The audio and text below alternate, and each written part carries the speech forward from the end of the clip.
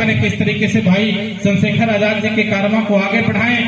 भाई मोहम्मद आकिब जिंदाबाद, डॉक्टर मोहम्मद आकिब जिंदाबाद, माननीय सुनील कुमार की तर्ज जिंदाबाद, माननीय सुनील कुमार की तर्ज जिंदाबाद, भीम आर्मी जिंदाबाद, भीम आर्मी जिंदाबाद, आजाद समाज पार्टी जिंदाबाद, आजाद समाज पार्टी जिंदाबाद। धन्यवाद। आप सब बैठ जाए, माननीय मुख्यमंत्री जी को सुने। बहुत बहुत धन्यवाद, आभार आपका संचालक महोदय मंडल अध्यक्ष जी। क्योंकि समय बहुत हो गया है, अभिनय सागर जी ने इसे आग उसमें लगा दी है। यहाँ पे उपस्थित जो आपके सामने सभी हमारे पदाधिकारीगण बैठे हैं, मंडल के हों चाहे जोन के, प्रदेश के, आप सबका हार्दिक वंदन, अभिनंदन। एवं आप सबने इस मीटिंग में शिरकत करके, इस मीटिंग में उपस्थिति दर्ज कराकर इस कार्यक्रम की शोभा बढ़ाई। भाई चंद्रशेखर आजाद जी को हौसला दिया। आजाद समाज पार्टी कांशीराम पार्टी को बढ़ाने के लिए, बहुजन हिताय बहुजन सुखाय विचारधारा को बढ़ाने के लिए आप लोगों ने अपना कीमती समय दिया। आप लोग का भी विशेष आभार, शुक्रिया। और आप लोग द्वारा मिले इतने स्वागत समारोह से मैं बहुत अभिभूत हूं, बहुत गौरवान्वित महसूस कर रहा हूं कि गाजीपुर के जखनिया विधानसभा में शायद मेरा दूसरा बार आगमन है। एक बार भाई के साथ आए थे जब विनय सागर जी विधानसभा चुनाव लड़ रहे थे।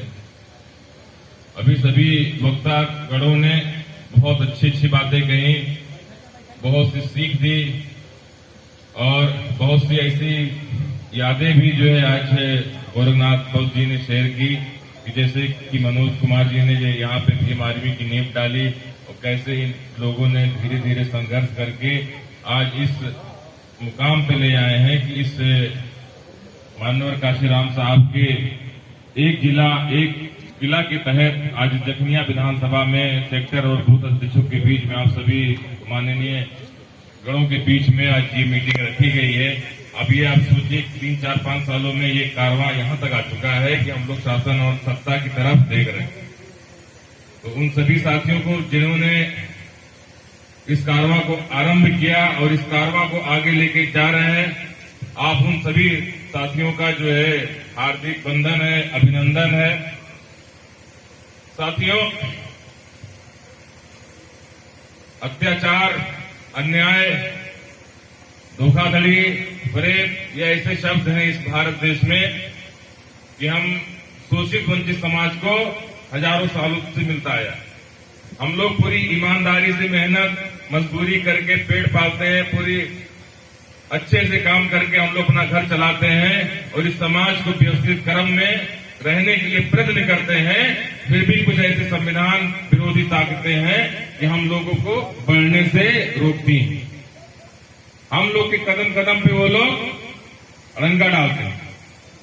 उसी अड़ंगे के तहत जब भाई चंद्रशेखर आजाद जी ने इन सैकड़ों करोड़ों लोगों के लिए, इन शोषित वंचित समाज के लिए इस भारत देश में आवाज उठाई, इन लोगों के लिए भाई चंद्रशेखर आजाद जी ने जब इनके खिलाफ हो रहे अन्याय के खिलाफ लड़ाई लड़ी तो इन लोगों के पेटों में दर्द चालू हुआ। इन्होंने सोचा कि एक गोली चला के भाई चंद्रशेखर आजाद को डरा सकते हैं या उनके समर्थकों को डरा सकते हैं, लेकिन वो भूल जाए वो चंद्रशेखर आजाद जिनके अंदर बाबा साहब का खून है, काशीराम साहब का खून है, उनका सीना फौलाद का बना। वो नहीं डर सकते, ना उनके समर्थक डर सकते हैं। हम लोग जब से गोली चली है तब से दुगनी स्पीड से यहाँ पे काम कर रहे हैं, हर जगह जा रहे हैं। लेकिन मेरे साथियों, उस गोली का जवाब जरूर देना है। बिना उस गोली का जवाब दिए हम लोग चुप नहीं बैठेंगे। बाबा साहब के दिए गए संविधान के कारण और इस भारत के लोकतंत्र में इस गोली का जवाब हम लोग वोट के रूप में देंगे, उनका तख्त पलट कर देंगे। हम लोग वोट से अपनी सरकार बनाएंगे, अपने भाई चंद्रशेखर आजाद जी को उस कुर्सी पर पहुंचाएंगे जिस कुर्सी पर उन गोली चलाने वालों के हाथ बांध जाएंगे। ये संगठन ये सत्ता, ये सब बनाने के लिए हम लोग को संगठन के रूप में काम करना पड़ेगा, जमीनी स्तर पर जाना पड़ेगा। वरना जो ये देश का संविधान है, इस संविधान पे ऐसे ही आते रहेंगे, इसके प्राण पे जो है हमेशा कुठाराघात होते रहेंगे। संविधान का मतलब क्या होता है? संविधान, सम मतलब बराबर, विधान मतलब नियम, सबके लिए एक जैसा नियम, बराबर का नियम। लेकिन क्या इस देश में सबके लिए बराबर सा नियम है?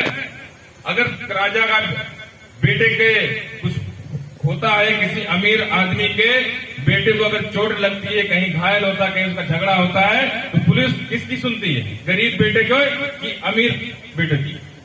अमीर बेटे की। तो ये संविधान कहाँ हुआ? क्या आपके बच्चे, क्या आपके भाई और क्या आपके बहन उस स्कूल में पढ़ते हैं जहां पे सांसदों और विधायकों के बेटे पढ़ते हैं? तो जो नहीं पढ़ते हैं, ये संविधान, सम और विधान कहां से हुआ? क्या वो चिकित्सा सुविधाएं वेदांता या फोर्टिस जैसे हॉस्पिटल में जो अमीरों के बच्चों को मिलती है, उनके परिवारों को मिलती है, क्या आप लोगों को मिलती है? तो ये कहां से संविधान है? ये कौन सा संविधान है? और उस संविधान के लिए हम लोग लड़ रहे हैं। बाबा साहब ने कहा था कि ये संविधान मेरे करोड़ों शोषित वंचित समाज के लोगों के लिए एक रोशनी का काम करेगा, उनको एक उम्मीद दिखाएगा। लेकिन इस संविधान को लागू करने वालों की अगर नीयत साफ नहीं होगी तो ये संविधान किसी कागज के पुस्तक की तरह होगा। तो हम लोग का दायित्व बनता है कि अगर बाबा साहब, माननीय काशीराम साहब की कारवां को बढ़ाते हुए इस संविधान को राज्य में, इस देश में स्थापित करें, उसी दिन ही बाबा साहब को सच्ची श्रद्धांजलि होगी, उसी दिन ही उनके हम लोग आन का मान रखेंगे, उसी दिन हम लोग बाबा साहब के बच्चे कहलाएंगे। वरना हम लोग मूर्तियों में, चित्रों में बाबा साहब को ढूंढते रहेंगे, पुष्प अर्पित करते रहेंगे, लेकिन बाबा साहब का जो ये सपना था कभी पूरा नहीं हो पाएगा।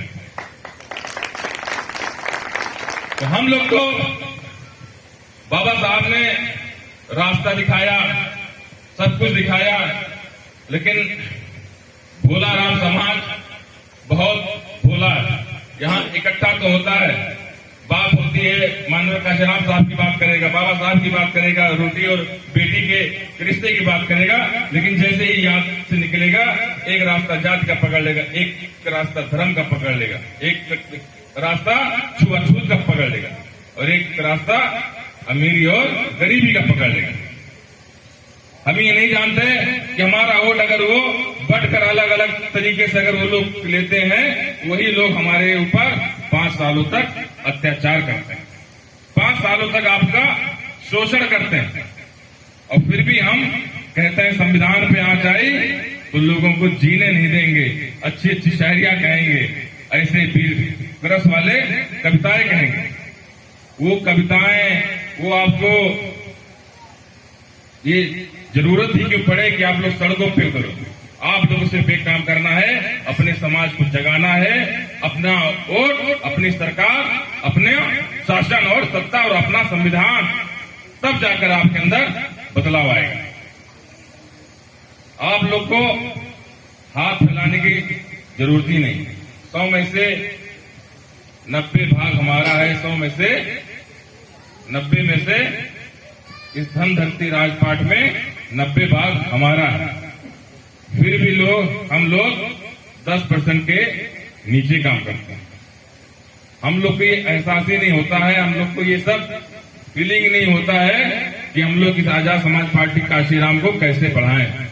यहाँ पे सेक्टर और बूथ के क्रम में जैसे यहाँ के शीर्ष नेतृत्व के अंतर्गत यहाँ के लोग काम कर रहे हैं, मैं आप सबसे एक ही चीज कहना चाहूंगा कि संगठन को बढ़ाने के लिए, जैसे कि आज सुबह लंकेश जी से और सबसे बात हो रही थी, सब लोग कह रहे थे त्याग और समर्पण, तो त्याग और समर्पण तभी आ सकता है जब आपके अंदर इच्छा शक्ति होगी। त्याग कब आएगा? जब आपके अंदर इच्छा शक्ति होगी, जब आपको ये पता होगा कि मुझे कुछ बनना है, तभी आप अपना